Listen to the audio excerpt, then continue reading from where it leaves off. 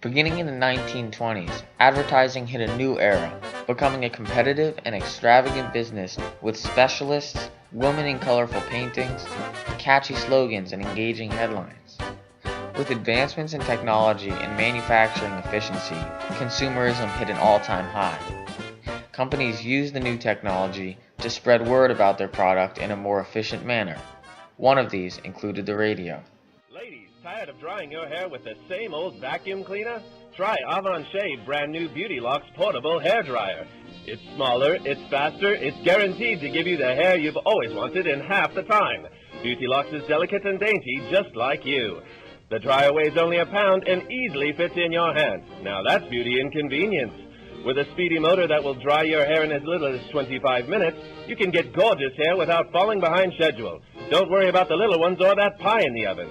Thanks to an extra long extension cord, you can move around while primping your locks.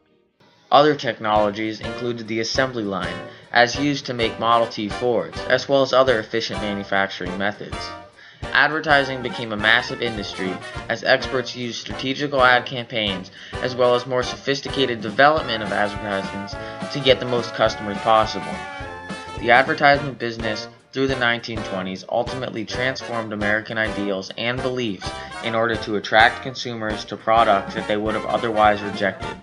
In order to help advance the advertisement business, colleges began offering the choice of marketing as a possible field of study. These ascending levels of education created a wider and deeper consumer market. Now, experts and advertising specialists became a prime tool for companies to use in order to spread knowledge about their product. The most effective advertisement campaigns revolved around issues of lifestyle and having the ideal image.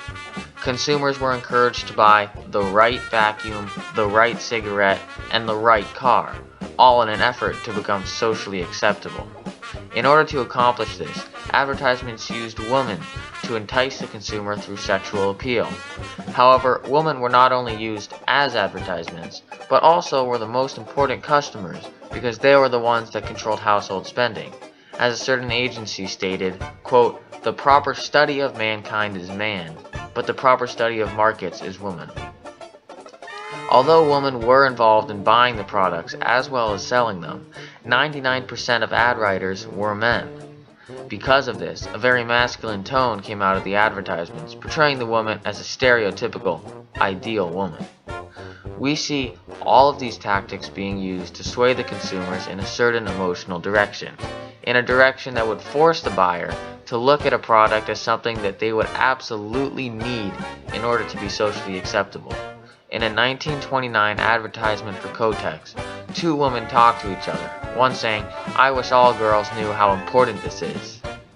An ad for Ivory Soap portrayed an ideal woman with a headline saying, "Help your skin to keep itself lovely. It can with this simple care."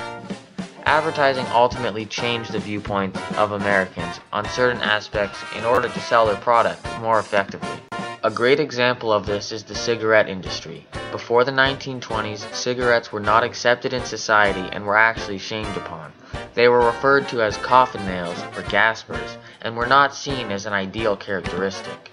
However, the emergence of Camel cigarettes in competition with Lucky Strike changed the viewpoint upon cigarettes for many consumers, and therefore were able to sell their product.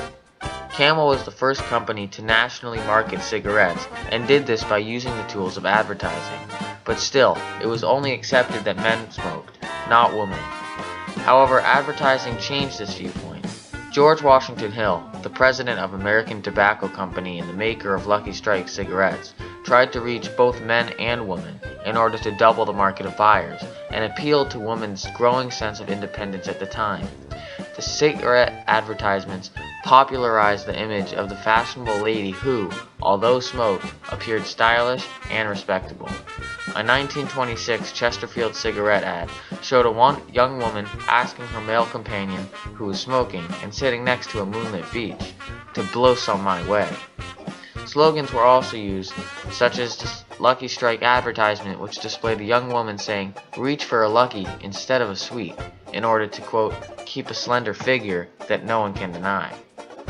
Cigarettes became a hugely popular product used by both men and women, and stemmed from the boom in advertisement that changed the viewpoints of many consumers.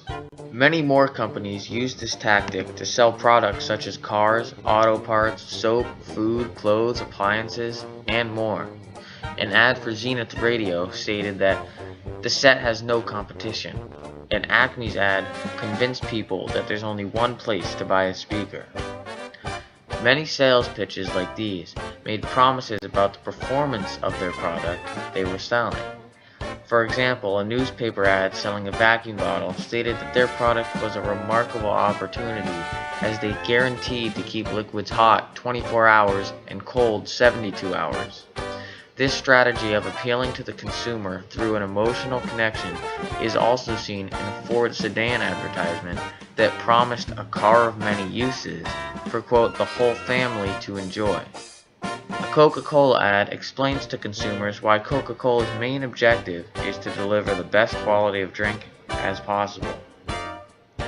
The 1920s sparked the beginning of mass consumerism, all starting with advancements in technology, which eventually led to an increase in manufacturing efficiency.